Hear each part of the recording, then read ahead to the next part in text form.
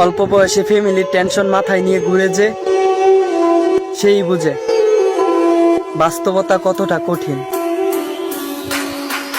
ছিলাম তখন ভালো, যখন হইল আমার জন্ম মাথায় বুদ্ধি ছিল।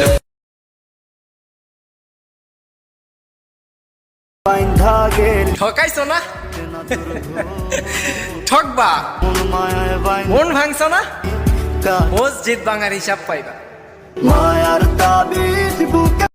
আই এম নট সুন্দর চেহারা। সুন্দর চেহারা যদি থাকতো মানুষ অবহেলা করতো না।